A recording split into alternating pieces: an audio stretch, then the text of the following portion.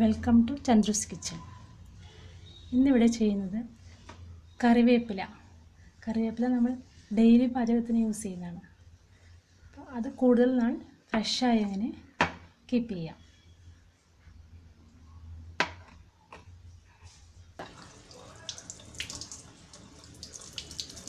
Wash ചെയ്തെടുത്ത കറിവേപ്പില അതിൻ്റെ വെള്ളം നന്നായി പോകാനായിട്ട് നമുക്കൊരു സ്ട്രെയിനറിൽ കുറച്ച് സമയം വയ്ക്കാം.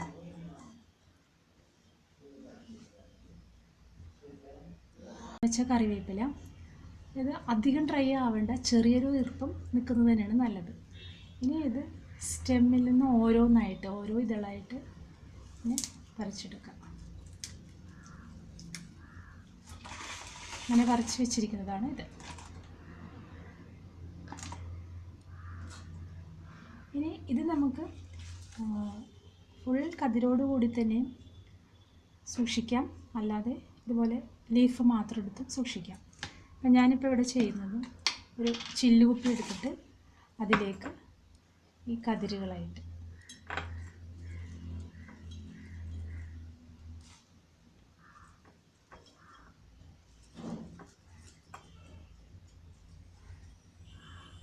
ഇതുപോലെയുള്ള ഗ്ലാസ് ജാറിൽ സൂക്ഷിച്ച് വയ്ക്കാം. ഇതുപോലെ ഫ്രിഡ്ജിൽ വെച്ചാൽ ഏകദേശം 2 മാസത്തോളമെങ്കിലും നമുക്ക് യൂസ് ചെയ്യാം. ഇനി അല്ലെങ്കിൽ നമ്മൾ ആ ലീഫ് മാത്രമായിട്ട് എടുത്ത് ഇതുപോലുള്ള പ്ലാസ്റ്റിക് കണ്ടെയ്നർ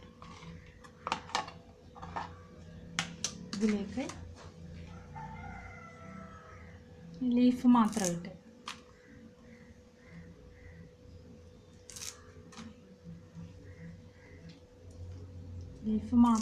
ഫില്ല് ചെയ്ത് ഇതുപോലെ ഇത് നിറയെ ഫില്ല് ചെയ്തിട്ട് ടൈറ്റായിട്ട് അടച്ചു വെക്കുക. ചെറിയ ഈർപ്പം നിൽക്കുന്നതാണ് എപ്പോഴും നല്ലത്. ഞാനിവിടെ ഇതുപോലെ സൂക്ഷിച്ച് വെച്ച ഏകദേശം 3 ആഴ്ചയായ കറി ലീവ്സാണിത്. നമുക്ക് ഏകദേശം 1.5 മാസം നല്ല ഫ്രഷായിട്ട് തന്നെ യൂസ് ചെയ്യാൻ പറ്റും.